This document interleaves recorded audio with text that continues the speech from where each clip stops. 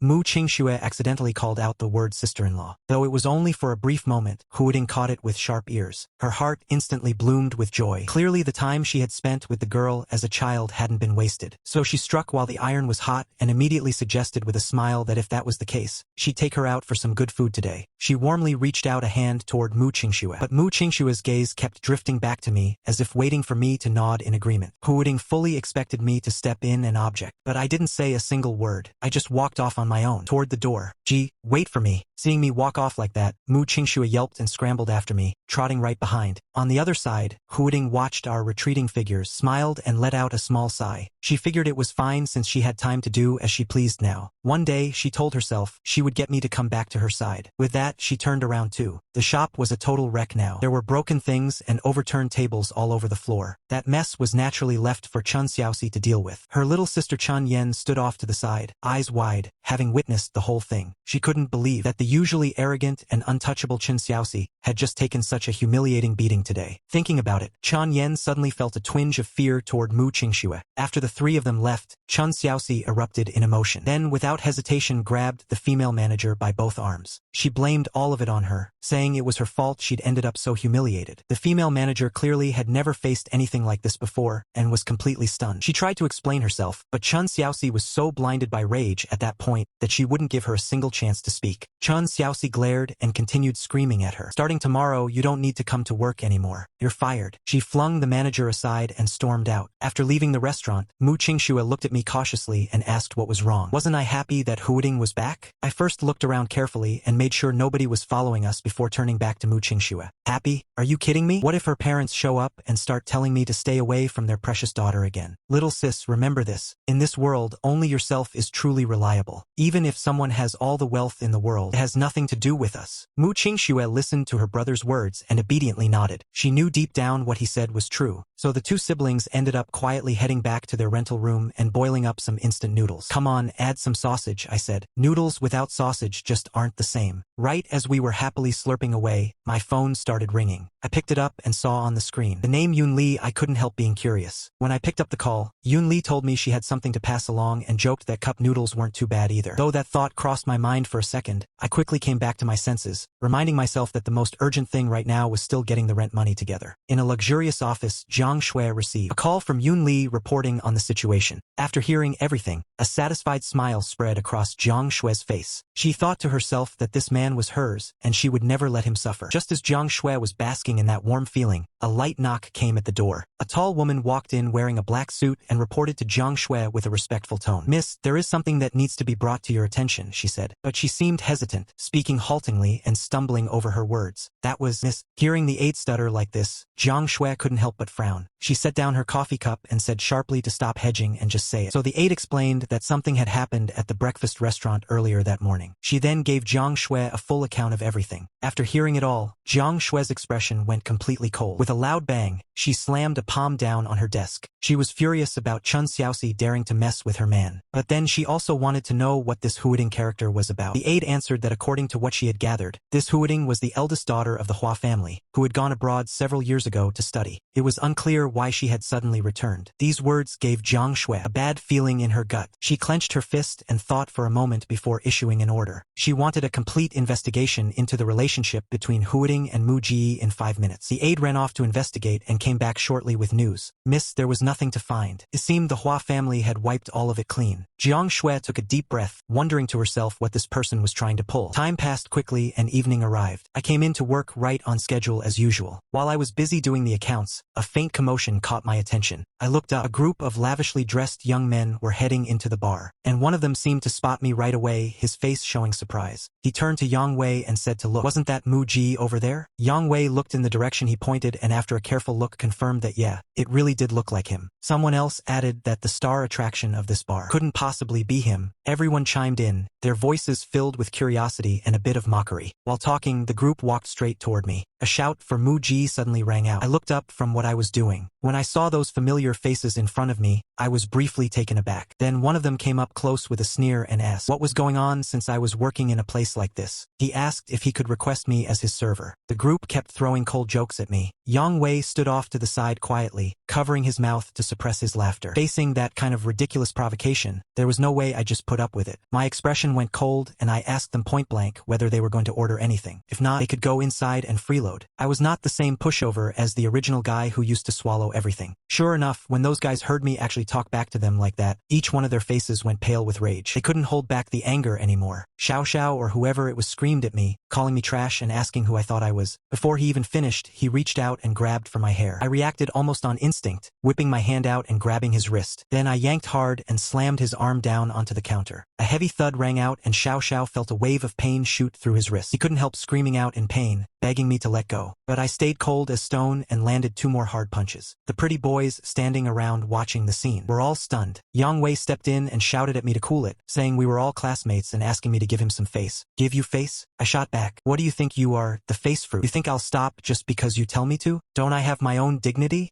Yang Wei stepped in and called out at me to cool it, saying we were all classmates and to give him some face. Give you face? I asked. What do you think you are, the face fruit? You think I'll stop just because you tell me to? Don't I have my own dignity? The thought circled in my head. I gave Yang Wei a look that said everything. Yang Wei standing there knew he was in the wrong, so when faced with my words, he couldn't say a single thing. But the other pretty boys didn't see it that way. Xiao Xiao, who had been knocked to the ground, suddenly leapt back up and started hurling insults at me. He said all I did was trash talk him and asked if that was worth this much of a reaction. He told me I was a bar boy so I should expect to be talked about. Another pretty boy backed him up, saying that if I didn't want people talking then why become a bar boy? Faced with these backward statements, I had zero intention of arguing back. I just casually raised my hand and waved over the security guards, telling them to throw these pretty boys out. Right at that moment, someone in the group suddenly shouted, "What was there to be afraid of?" he said. There were 5 of them and they shouldn't be scared of one Mu Ji. Before his words even landed, everyone except Yang Wei, including Xiao Xiao, erupted like a lit fuse and charged straight at me. But their fighting style was to pull hair and use open-handed slaps. That kind of attack left me speechless. Everyone around stopped what they were doing to watch these guys brawl. I moved fast, throwing a heavy punch and following up with a spinning kick that connected hard into another guy's gut. Then I grabbed Xiao Xiao and threw him at the last one. In a matter of seconds, all 4 were on the ground, crying out in pain. I shook out my hand, muttered garbage, and went back to the front desk. While everyone was buzzing about what just happened, Yang Wei stood off to the side completely unraveling. He never expected the guy who always seemed like such a gentle, mild-mannered boy to be that good in a fight. His rage was boiling over at that point. The way things stood, as long as he called the right person, Mu Ji would be in serious trouble. So without any hesitation, he pulled out his phone and quickly dialed the police. Before long, the area outside the bar was surrounded by several police cars. Officers jumped out quickly and moved in decisively. They found Xiao Xiao and the others sprawled out on the ground, their faces twisted as if they were in tremendous pain. A few officers rushed over anxiously to check on them. But strangely, even though Xiao Xiao and the others looked to be in pain, no obvious injuries or wounds could be found. A young officer turned to the older one beside her with a baffled look and said it was really strange since she couldn't find any injuries. Even the one spot that looked like it had bled a little would have healed on its own if they'd arrived any later. The older officer figured they were probably just some rich kids acting dramatic and said they'd check the security footage to know for sure. They loaded Xiao Xiao and the others into an ambulance anyway. After all, appearances had to be maintained. Yang Wei was standing there looking smug, watching me. After the officers heard everyone's accounts, they brought me and Yang Wei in for questioning. After initial investigation, it wasn't found to be anything particularly serious. If someone came to bail me out, they said, I could leave today. The 2 female officers told me this as I quietly reached for my phone. I knew deep down that nobody was coming to bail me out. I had no friends in this world, and only Mu Qingxue would be worried about me staying out all night. But she was a minor and couldn't bail me out. As for Reunited, I shook my head slightly and ultimately decided to give up on that idea. I looked up at one of the female officers with a helpless expression and asked how long someone usually had to stay in a situation like this. The female officer thought for a moment and said that typically it would be around 3 days. But if there was a family member who could come and take care of things, I could leave today. Hearing that, I couldn't help letting out a bitter laugh and said quietly that I only had one little sister. I'm really sorry, kid. That must be tough. Another female officer looked at me with a sympathetic expression and gave me a gentle pat on the shoulder. It's okay. Thank you, officer, I said, nodding politely back. Despite feeling a little helpless inside, she was still doing her best to hold it together. Learning I'd be held for 3 full days, I let out a quiet sigh. May as well get a good sleep in, I thought. I'd deal with everything else tomorrow. Seeing how sensible I was being, the 2 female officers exchanged a glance, both with a faint look of helplessness. By then it was past midnight. I had just been thinking about sleeping when I heard voices outside. Someone was telling their mom they'd been waiting forever. Xiao Xiao's mother had arrived. It turned out she had come to bail out Yang Wei and all of them. As the group walked past the cell I was in, they all stopped. Xiao Xiao couldn't resist putting on an act with that fake sympathetic voice of his. Well, look who it is. Their great and famous Mu Ji classmate. How come nobody's here to pick you up? Xiao Xiao kept talking, putting on an exaggerated, pitying expression, all while his eyes were full of nothing but mockery. Someone else chimed in, saying I could forget about going after Jiang Shui now, calling me a seductive little fox. But just then a tall and good-looking female officer came walking their way. She was the one who had questioned me earlier. Her name was Song Ruishua. Seeing me alone in the cell, she felt a little sorry for me and had brought over a spare blanket. She hadn't expected to walk right into this obnoxious scene. Song Ruishua told them sternly to leave immediately if they had no other business here. She warned them that if they stirred up trouble, she'd lock every single one of them up. Her voice was clear, firm, and full of authority. Hearing that warning, the group's faces instantly changed. Xiao Xiao glared hard at me, muttering that I'd gotten lucky today and they'd settle things another time. Then they turned and left. Song Ruishua watched them go and let out a breath, then walked over to me. She said it was a blanket for me. I thanked her, took it, and gave a grateful nod. No problem, she said. She was on duty tonight and I could call on her anytime. Song Ruishua gave a gentle reply, her gaze landing on me with a look of curiosity and quiet admiration. Something about this handsome young man in front of her had genuinely sparked her interest. From what she'd learned, I not only covered my little sister's school fees and living expenses, but also stayed strong in the face of every difficulty. In today's world, an independent and self-reliant young man like me was genuinely rare. I politely nodded back. She told me not to call her officer since it felt too formal, that her name was Song Ruishua, and I could just call her Senior Sis. I said okay, Senior Sis, but what Song Ruishua said next left me scratching my head. She said she was honestly pretty turned off by guys from that kind of place, but that she felt like I was different. She said I could practically pass as a tough girl herself. She even gave a thumbs up with a very approving look. That was a weird thing to say. What did she mean by tough girl? And just like that, the 2 of us started chatting back and forth. Meanwhile, outside the police station, Xiao Xiao and the others drove off first. Yang Wei hailed a cab. Standing outside the entrance, Yang Wei shivered, muttered it was freezing at night, and blamed it all on Mu Ji. He complained as he quickly pulled out his phone and called for a car. Before long, a taxi pulled up slowly in front of the station and came to a smooth stop. Just as he was about to reach the car door, a familiar figure stepped out from inside. He took a closer look and his heart skipped a beat. He asked what Jiang Shui was doing here. She stared at him hard, her eyes full of contempt.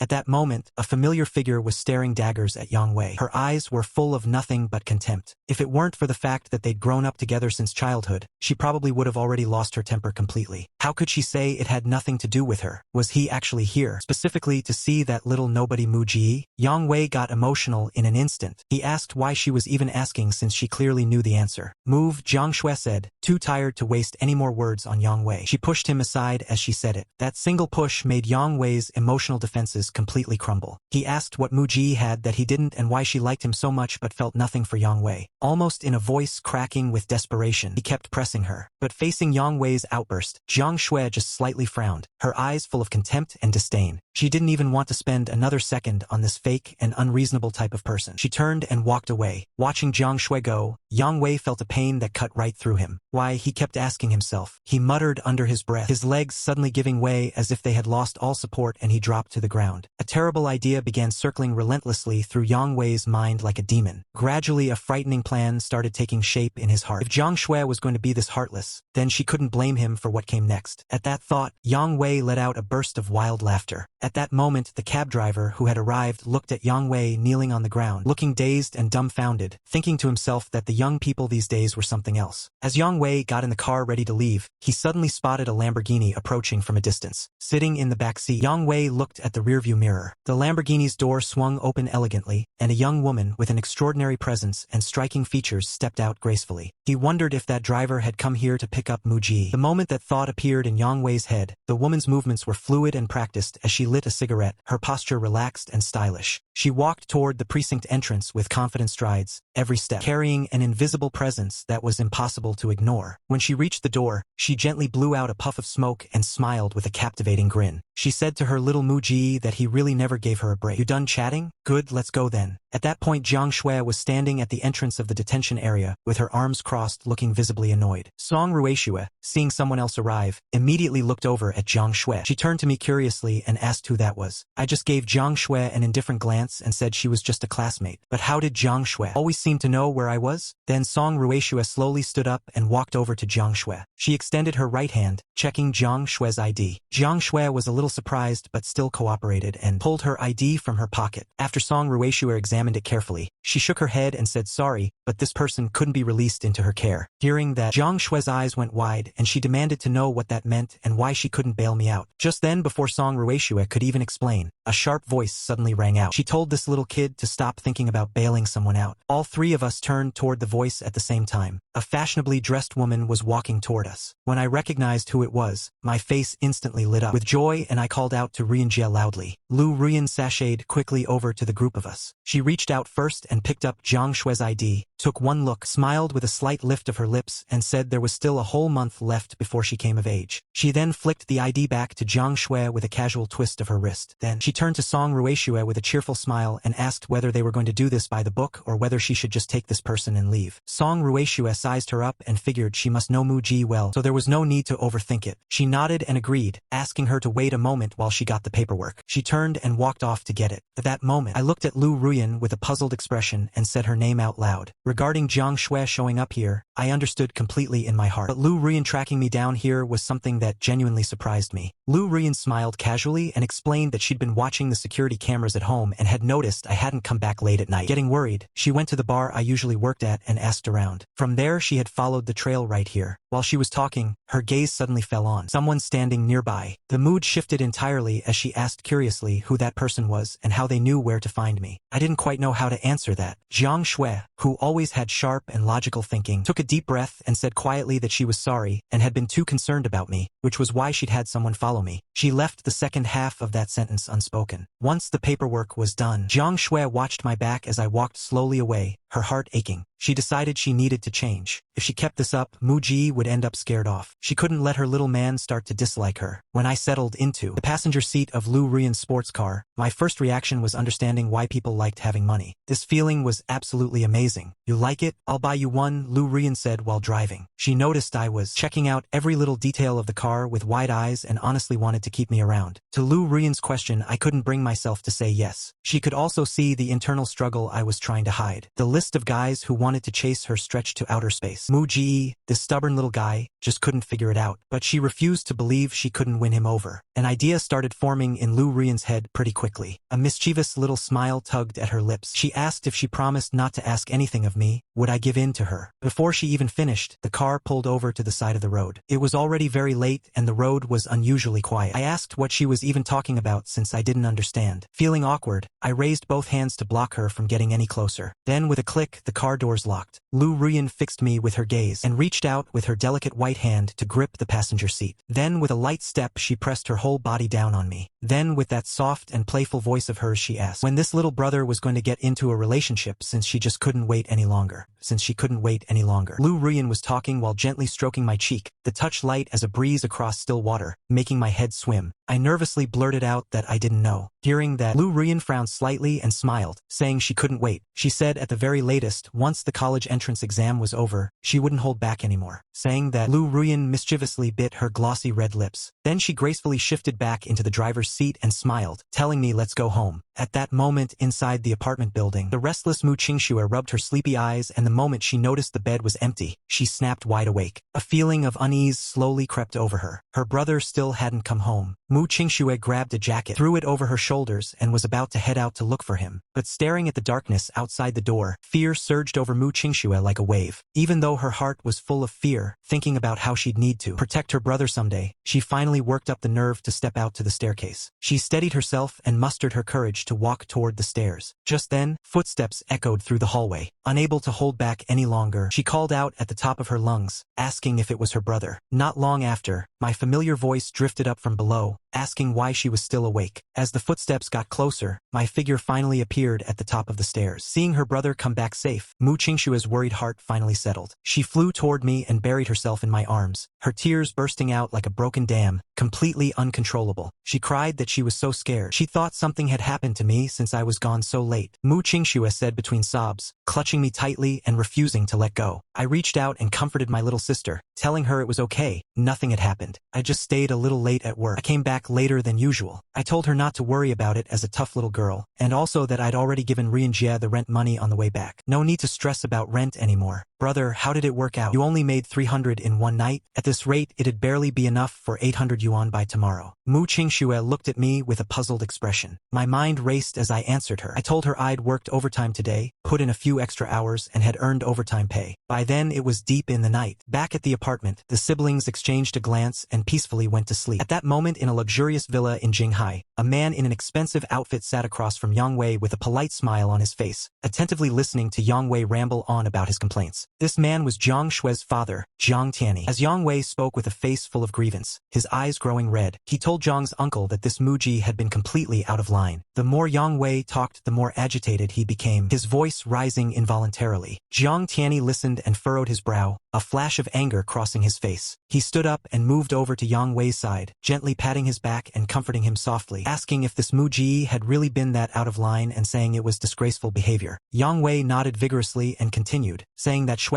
had come too yesterday but not to pick him up. She had gone to pick up Muji. Jiang Tianyi comforted him, saying not to be afraid and that he'd back him up. After consoling Yang Wei, Jiang Tianyi let out a sigh and walked over to the couch. He looked up and called out to the empty-looking room that the person could come out now. Right after, a shadow slipped out from behind a folding screen nearby. It was Jiang Shue. She didn't say a word, just quietly walked over and sat down on the couch. Jiang Tianyi turned to look at Jiang Shue, his eyes holding a questioning look. He asked if there was anything she wanted to argue about regarding what Yang Wei had just said. Jiang Shue lifted her head slightly, her expression calm as still water as she replied, asking what there was to argue about. Besides, didn't he already have a pretty clear picture of her situation? Hearing that, Jiang Tianyi shook his head helplessly and said all right. Since that was the case, he'd leave those little squabbles of theirs alone. But he still hoped she would be a bit more mindful of boundaries and at least show some consideration for her uncle and aunt so they wouldn't be too embarrassed. Jiang Shue nodded quietly to show she understood. Then she stood up without another word and silently turned and left. Jiang Tianyi watched Jiang Shue walk away, murmuring thoughtfully to himself about this Mu Ji. He said there was something interesting about this kid and hoped he wouldn't disappoint. Meanwhile, in the rental room, I was still lazily sprawled in bed well after the sun had been up for hours. I finally rolled out of bed, rubbing my eyes, and found Mu Qingxue sitting quietly at the table, pen in hand, carefully writing something. Getting closer, I could see the table piled with identical-looking exercise books. I was a bit surprised and asked if she was doing other people's homework for them. Mu Qingxue nodded with a proud grin and said yes. Since I wouldn't let her go out and collect bottles for money, she was doing classmates' homework for money. 5 yuan per assignment. I was stunned for a second before giving a big thumbs up. That was genuinely clever, I said. She had a real entrepreneurial mind. Thinking about how rent was already paid and there was still food money left, I figured I might as well just laze around for a day. But then I thought about how, as someone who'd crossed over worlds, I had no cheat codes and no all-powerful system. Sure, combining this world's Mu Ji with my own self, I was already a perfect man. But couldn't I at least get some skills? Was I seriously supposed to just make it through life on pure effort? The weekend flew by and it was time for the workhorses to work and the students to study. At Jinghai First High School, people were buzzing about a new transfer student who was supposedly an absolute beauty. By then I had arrived at the classroom, and hearing all the talk I didn't pay it much attention. I was just thinking about where to earn more money. Just then Yang Wei and Xiao Xiao and some others walked into the classroom together. As they passed by my seat, they shot me a hard glare, their eyes full of hostility. But the moment I noticed their looks and raised my head to meet their eyes, these guys immediately deflated like punctured balloons. They quickly looked away and couldn't even hold my gaze. While everyone was chattering away, a crisp school bell rang out. Before long, homeroom teacher Zhong walked in. Beside her was a female student with copper-red hair and a delicate inner frame of cherry blossom pink hair that made her look like she'd stepped right out of a painting. She stood upright on the platform and introduced herself. "Hi everyone, my name is Huiting. Please take care of me," herself with a sweet and clear voice, her face glowing with confidence and warmth. And the whole time since she'd walked into the classroom, her eyes had been searching for me. The moment she spotted the person sleeping face down at a desk, her gaze came to a stop. "Just pick any empty seat," Teacher Zhong said. Huiting nodded and stepped down from the platform. Yang Wei had heard a new student was coming and had already instinctively pushed the empty seat beside him forward, his imagination already running wild about sitting next to this beautiful girl. But unexpectedly, Huiting didn't hesitate for even a second. She completely ignored Yang Wei and walked right past him, making her way quietly to the seat beside me and sitting down gently as though afraid of disturbing me while I slept. Seeing Huiting take that seat, Yang Wei's fantasy shattered instantly. "All right then, since everyone's settled in, let's begin class," Teacher Zhong said. Wei, are you okay?" Xiao Xiao looked at Yang Wei, whose eyes had lost their light, and asked if he was all right. Yang Wei said he was fine, his expression stiff as he took a deep breath trying to settle himself. But from the moment Huiting sat down, she propped her head in one hand and turned slightly to stare directly at me. Her eyes were like those of a hungry wolf, hungry and intense, as if she wanted to absorb me into herself entirely. She kept breathing slowly and deeply, trying to breathe in more of the distinct scent surrounding me. After a while, noticing I was sleeping soundly, Huiting's lips curved up involuntarily. She then took off her own jacket and with movements as gentle as if she were afraid of waking a precious sleeping baby, she softly draped it over my shoulders. This sequence of actions naturally didn't escape the eyes of some nearby classmates. Before long, news of Huiting's arrival as the new transfer student had spread through the entire grade. When Jiang Shui heard the news, she rushed to my classroom at the very first opportunity. When Jiang Shui looked over at me, she quickly spotted Huiting. For some reason, a powerful impulse rose up inside her. She desperately wanted to show off her possession of me. Almost as if driven by some unseen force, she walked straight toward Huiting. The surrounding students watched and started whispering and moving aside. Jiang Shui stood in front of Huiting with her head high, one hand resting on the desk. Then with a bang, Huiting didn't back down at all, snapping shut the documents in her hand and looking up, meeting Jiang Shui's gaze directly. She asked politely if there was something she needed. Huiting was completely composed, as calm as untroubled water. Jiang Shui said there was nothing in particular but asked her to switch seats. Jiang Shui tilted her chin up with a look of authority in her posture and spoke down at Huiting. Huiting's lips curved with a faint smile and she asked why she should move since nobody was sitting there. The smile was borderline provocative. It was clear Huiting was deliberately pushing back, but Jiang Shui still held herself together, refusing to completely lose control of her emotions. She took a deep breath and spoke in a tone that sounded calm on the surface but was full of underlying threat, saying there was a possibility that this was her boyfriend. Hearing that, Huiting paused first, then a smile of contempt spread across her face. Didn't this classmate know something? She even deliberately threw a teasing look at Jiang Shui, looking utterly unbothered. Seeing this, the fire inside Jiang Shui instantly flared to its peak. She raised her hand and slammed it down hard on the desk in front of her. The loud bang echoed like someone had pressed a mute button on the classroom, and the noise died down all at once. Jiang Shui at this moment was burning with fury inside. She ground her teeth tightly. At the same time, the tension between the two of them was at the breaking point, the air thick with an intense charged energy. But right at that moment I woke up. I lifted my head, groggy and confused, wondering who had just disturbed my sleep. When I realized the noise had come from Jiang Shui, the irritation of being woken up immediately erupted out of me like a volcano. I shot up and snapped at her, asking what all the banging was about and whether she thought she owned the place. Jiang Shui was instantly stunned by my sudden outburst. It was only then she realized I had been sleeping, and she had thoughtlessly slammed the desk. At that moment she was like a kid who'd done something wrong, head down and not saying a word, turning her face slightly to the side and refusing to meet my eyes. Just then Huiting beside me couldn't hold back a quiet laugh. That was when I noticed something felt different, like there was something extra on me. I looked down and found a jacket that had been draped over me without me even knowing. Seeing that, Huiting, who had been holding in a laugh, finally let it out completely. Hearing Huiting laugh, I snapped out of my daze and only then realized someone new was sitting right next to me. I steadied myself and looked over at Huiting. "What are you doing here and why are you sitting next to me?" I asked, baffled. Huiting wore a gentle smile and told me she'd finished her studies and come back. But in my current mood, I wasn't having any of it. So I snapped back, asking why she'd come back to school when she was already done studying. Had her brain gotten knocked around? I also rolled my eyes for good measure. Right now, I didn't care who anyone was. If you disturbed my sleep, you were getting an earful. Hearing Huiting get scolded too, Jiang Shui beside her couldn't hold back and let out a laugh. And Huiting, like an obedient child who had done something wrong, sat with her head low accepting my scolding without the slightest pushback. The surrounding students watching this were completely floored. They simply could not believe that two girls with such powerful presence were being dressed down by me, saying nothing and just taking it. Just as I was about to keep going, the school bell rang right on cue. Jiang Shui heard it and figured arguing further wouldn't help. After all, her little man had already told everyone to leave. So she shot Huiting a sharp glare, leaving her with a heavily loaded warning look, then quickly left the scene. The other students also all returned to their seats. I, who had been sleeping so soundly, no longer felt like sleeping anymore. So I turned to look at Huiting beside me and asked helplessly what she was even doing here. As I talked, I casually reached over and picked up a few documents from Huiting's desk. Of course she was here to keep me company, she said, because she was not about to let anyone steal her home while she was away. Huiting smiled back. She then looked at me with those beautiful eyes of hers, gazing at me steadily in a way that almost felt like it could steal your soul. Hearing such a direct and bold statement, paired with that breathtakingly beautiful face, even I, who had built up some resistance to beautiful women, was starting to struggle a little. Deep breath and steadied myself, then looked Huiting directly in the eye and told her seriously that there was no future between us and she shouldn't waste her time on me. Was it because of her parents? She asked. Huiting suddenly shifted tone and stared at me intently, as if trying to read the answer from my eyes. I was caught off guard for a moment but still tried my best to stay calm. I asked, so what if it was and what if it wasn't? Either way, it was all in the past. Then I stood up and said I needed to use the bathroom, cutting off any chance for Huiting to respond. Watching my figure walk away, Huiting bit her lip gently, quietly resolving to herself that she knew she had wronged him back then. She would slowly earn his forgiveness. One day he would belong to her again. Time kept moving, and by the time I returned to my seat, the two of them didn't speak again. As the end-of-day bell rang out, the noisy school day came to a close. I need to head out, I said, staring at the ceiling with a look of mixed feelings while still seated. But Huiting sitting beside me was like a statue, not even lifting her head once. Great, now what kind of game was this? It was time to eat and she wasn't even showing any urgency. This girl had something seriously wrong with her. I muttered my complaints under my breath, feeling more and more frustrated. Whatever, I had to handle this myself. I stood up and tried to step over Huiting's long slender legs in one big move. But just as I was about to swing the second leg over, Huiting suddenly seemed to snap awake. She reacted instantly, reaching out with both hands and planting them firmly on the desk in front of her. Just like that, I was trapped between Huiting's two arms with nowhere to go. The whole situation became immediately awkward. I stared at her helplessly and asked what she was up to. Huiting tilted her head slightly with a pleading look on her face and asked if I could please have dinner with her tonight. Her long eyelashes kept fluttering as she tried to appeal to my heart. No, I said. I was busy. Before I finished, I reached out and pushed her hand aside. Then I stepped past her and headed for the door without a care in the world. Just as I was about to step out, Huiting blurted out the number 500 in a loud voice that drew every pair of eyes in the room toward her. Hearing that number, I froze in my tracks just before the door and slowly turned around with a very suspicious look. What? Seeing me react, Huiting quickly stepped forward, explaining eagerly that she wouldn't ask me to do anything. She just wanted me to have one meal with her. In my mind, I was already thinking, eat with her for free and actually get money on top of it. Why wouldn't I? Thinking about it, having dinner together seemed pretty harmless. Huiting noticed I wasn't saying anything and thought I might be feeling too proud to accept what she'd said. She was just about to apologize when she noticed me break into a subtle smile and ask whether it was cash or a transfer. The students watching nearby were all internally going crazy at that. Huiting laughed happily. For a transfer, she said, I'd have to add her back first. Damn, so that was the catch. Fine, add her back. After all, only a fool would turn down free money. Thinking that, I casually pulled out my phone. The instant the friend request was accepted, Huiting, who seemed ready for this, immediately sent a transfer. Looking at the transfer notification on the screen, I felt my anxiety finally ease. Huiting, overjoyed, instinctively reached for my hand, but I nimbly sidestepped her. Hey, I reminded her that we agreed it was just dinner and nothing else. Hearing that, Huiting was first taken aback, then realized she'd gotten a little too carried away. She scratched the back of her head and apologized with a sheepish grin. Then I took on the air of someone giving the orders, telling her that if she was going out to eat with me, she'd have to follow my lead. Huiting nodded in agreement. The two of us walked out together, not noticing that behind them, Jiang Shui's hand was gripping hard enough to leave marks. Huiting, she muttered. This was far from over. Standing in front of a barbecue joint, I cracked open a soda. This was the way to do it. Barbecue absolutely had to go with a carbonated drink. Sitting beside me, Huiting lightly tapped my arm as I was wolfing food down and suggested switching to somewhere with a better atmosphere, saying she'd cover the bill. She blinked at me with those big sparkling eyes, full of hopeful anticipation. I didn't even look up and just kept eating. I told her not to be so fussy and that I hadn't had this barbecue in a long time. Besides, we were kids who grew up without much. This was the kind of food we always ate anyway. I stuffed another big chunk of skewered meat into my mouth. But Huiding, rather than showing any sign of distaste as I'd expected, started to explain earnestly. She said she wasn't trying to imply anything, that she could eat this too, but she just didn't want me eating things that might not be clean. I burst out laughing and waved it off, telling her dirty or not, if it made you sick you got sick. Hearing my words, Huiding felt a quiet ache inside. She knew how hard life had been for me. When her parents had offered money to get her to stay away from me, a normal person would have taken the money and walked. But in the end, I chose to leave on my own, without leaving a single stain on what we had. I told her I was full, said this was great and she should bring me along next time. I knew what she wanted to say but had no interest in getting tangled up in any over-the-top drama. I immediately got up and left, leaving Huiding alone in her seat. She let out a sigh. It seemed it really wasn't going to be easy to patch things up. She slowly stood up, walked to the counter, and asked the owner how much the total was. He told her that the handsome young man from that table had already paid. Huiding froze on the spot. Then, as if she'd remembered something, she quickly pulled out her phone and opened up the transfer history between us. To her complete surprise, I hadn't accepted the money. A swirl of complex emotions rose up in Huiding's chest. There was gratitude, surprise, and a kind of familiar bittersweetness. She bit her lips softly and murmured to herself that I was still the same as always. On the other side, already a bit far away, I instinctively patted my pocket. I cursed myself for not just keeping the act up. Now there was barely anything left in my pocket. I groaned and bit down in frustration. At that moment back at the house, Mu Qingxue was sitting at the table. Mu Qingxue picked up her spoon and started eating heartily and quickly. While she was happily eating, the owner suddenly called out toward the doorway. "Miss, what'll it be?" Hearing that, Mu Qingxue paused curiously and looked toward the door. A girl with white flowing hair stepped inside. Without a word, she reached into her bag and pulled out a thick stack of 100 yuan bills and placed them on the table. She told the owner that from then on, whenever this kid came in to eat, all expenses were on her. The owner of course wouldn't dare just take the money. He asked the young man what Mu Qingxue was to her. It was clear from Mu Qingxue's expression that she had no idea who Jiang Shui was. "Right, sister," she said. She couldn't just casually accept favors from strangers. Mu Qingxue waved her hands around awkwardly as she spoke. At that point, Jiang Shui just stared back at Mu Qingxue with her usual cool and composed face, those eyes seeming to see right through her. She lifted her chin slightly and spoke in a tone that left no room for argument, saying she was no stranger. She was her future sister-in-law.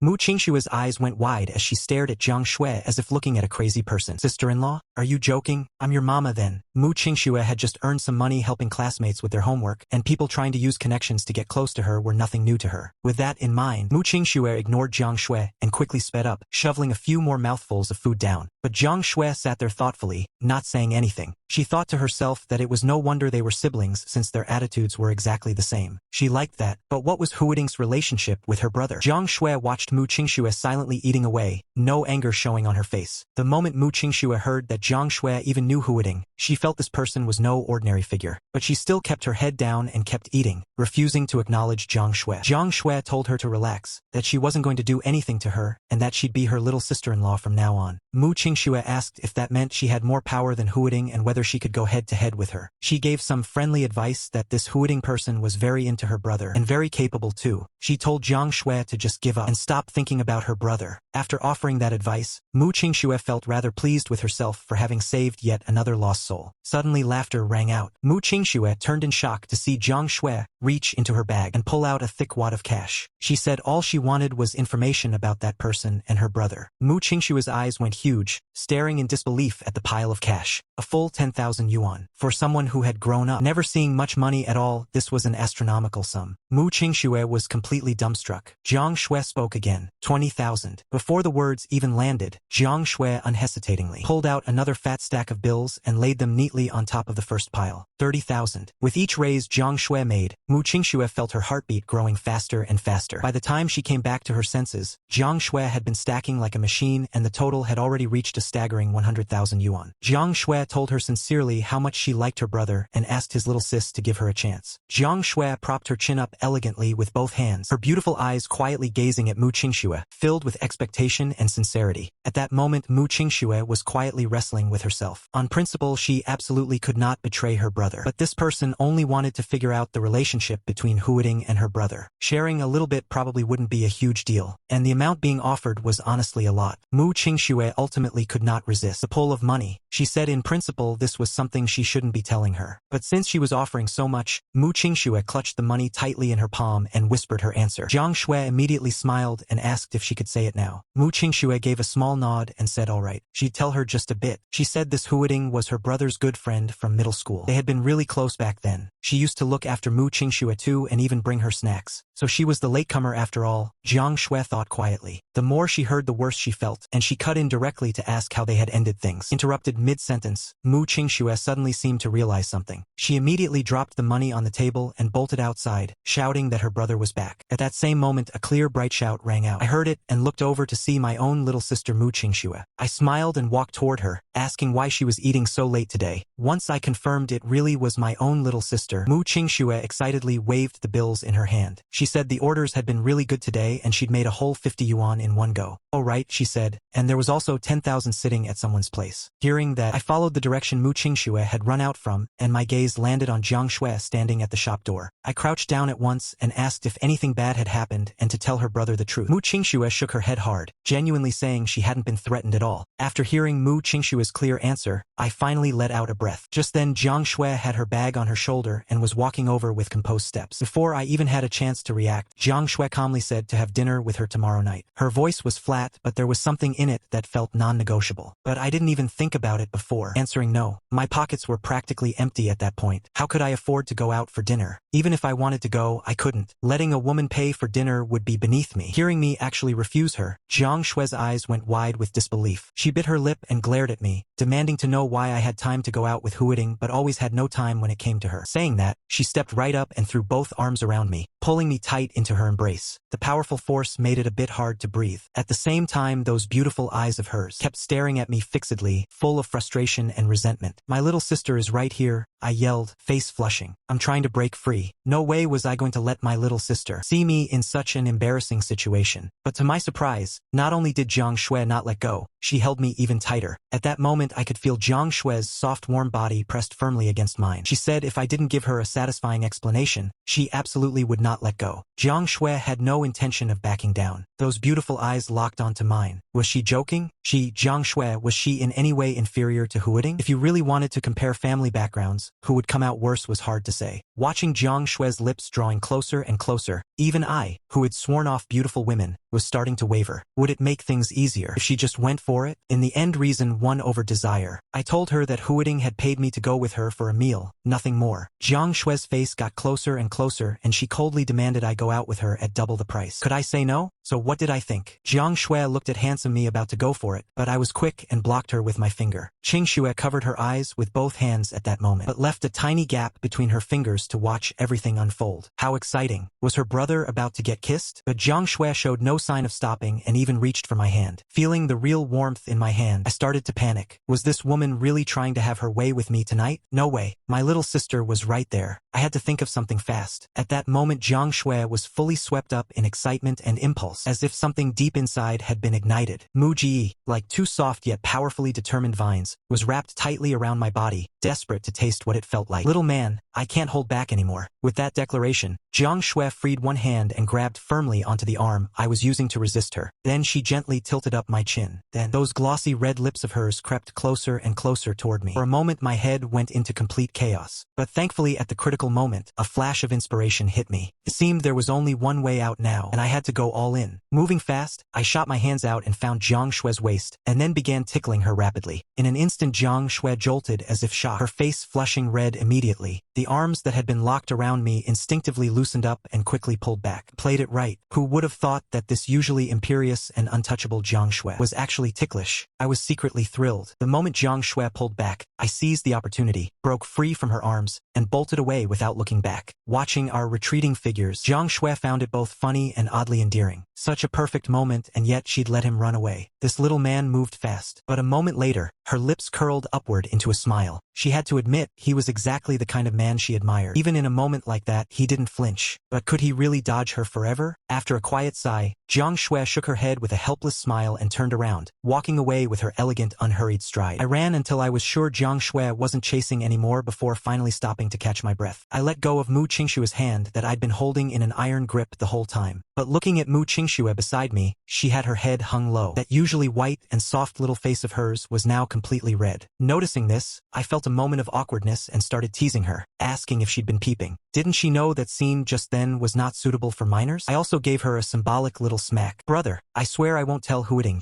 Mu Qingxue said, shaking her head furiously. Not long after, the two of them got back to the apartment. Back inside, I suddenly had an idea for earning money faster. I opened up a short video live streaming app on my phone and wanted to see what kind of content was popular in this world. The moment I opened it, what filled the screen was a man doing suggestive moves on a live stream. And he wasn't holding back, acting cutesy toward the viewers. He was asking all the ladies to give him a follow and saying he'd do a special dance for them soon. I felt my stomach immediately turn at the sight and nearly threw up. What in the world? Had I done something wrong to deserve seeing this? Despite the shock to my system, it wasn't completely unbearable. Telling myself to keep scrolling and see if it got any more ridiculous, I kept swiping down. Meanwhile, Mu Qingxue was beside me, completely absorbed in what she was watching. Kid, what are you even looking at? Brother, you hit me again. I'm gonna be dumb by the time you're done. I closed the stream and lay back on the bed but couldn't sleep at all. What kind of persona could actually make it in the internet celebrity world? After thinking it through carefully, I decided I'd be a singing content creator. With my face alone, paired with a few songs that were massive hits in my previous life, blowing up would be a piece of cake. I got right to it and filmed a clip. With a face like mine, going viral was just a matter of time. Once I'd filmed and uploaded successfully, I let out a satisfied breath and slowly closed my eyes to sleep. The next morning, sunlight landed on my face, but I had absolutely no desire to get up. Right then my alarm suddenly blared and I bounced out of bed like I'd been electrocuted. Scrambling to get ready, I sprinted to school. Right as the school bell rang, I made it just in time. Walking into the classroom, the first thing that caught my eye was Huiting's blooming smile. She was watching me with a warm gaze, her eyes sparkling with joy. Seeing me arrive, Huiting seemed to read my mind instinctively. She naturally stood up and stepped aside. Muji, you're here, she said softly. I gave an expressionless nod and walked to my seat. When it came to Huiting, I didn't dislike her. I just felt like there was an unbridgeable class gap between them. And besides, Huiting's parents had been firmly opposed to them being friends from the very beginning. Knowing there was no possible future, why invest so much emotion into it? Once I sat down, Huiting kept stealing glances at me without blinking. Moo, she said, why did you just sneak off and pay the bill yesterday without a word? She pouted a little and pulled out some napkins. Also, she asked why wouldn't I accept the money she gave me. As she spoke, she slowly leaned her body in my direction. She reached out her hand and gently started wiping the sweat off my forehead. I quickly reached out and took the napkins from Huiting, giving her a light pushback. At the same time, I said with a hint of awkwardness to not get that close because if others saw it, people would talk. Even though Huiting wasn't entirely thrilled about it, she didn't want to cause unnecessary trouble for me, so she had no choice but to lean back slightly. But sure enough, before long, whispers started spreading around them. Look at this guy. No wonder he's working as a host. The way he reels people in is truly something else. Can't believe those young ladies from big families keep falling for someone like him. When those words reached the ears of those they were meant for, they froze for a moment, not daring to keep talking. Huiting took a deep breath, working to calm the anger rising inside her. Then, in a gentle, soft voice, she said to me that she was so sorry and would be more careful from now on. I just shook my head quietly, not making anything of it. None of that has anything to do with you, don't worry about it, I said. And at that moment Huiting had already made up her mind deep inside to track down whoever had been spreading those rumors. Meanwhile, I turned and glanced over at Yang Wei and Xiao Xiao. But Xiao Xiao had this look on his face as if the whole thing had absolutely nothing to do with him. And Yang Wei looked a little spaced out, eyes glazed over, lost in his own world. You didn't need to guess to know it was these guys who'd let the word out. I cursed them silently. Once a rumor spreads, the damage it does might not be huge, but the impact is definitely real. This couldn't stand. I needed to come up with a solution fast. The school bell rang shortly after. Huiting bent down gently and pulled out a beautifully crafted thermos and said that Muji hadn't had breakfast yet, and she'd gotten up early that morning. She'd made it with her own hands and asked if I'd like to try some. I casually glanced at the thermos. The craftsmanship was exquisite, clearly no ordinary item. Just then I was about to say something when I suddenly noticed that on my desk, a second breakfast had appeared out of nowhere. I looked up in a daze and my eyes met those of Jiang Shui, who had just walked into the classroom. Little man, she said, this is your breakfast. Jiang Shui's voice was proud yet carried a hint of warmth. She set down the bag she was holding onto the desk and then gave Huiting a pointed, challenging look. In an instant, the entire classroom was thick with tension.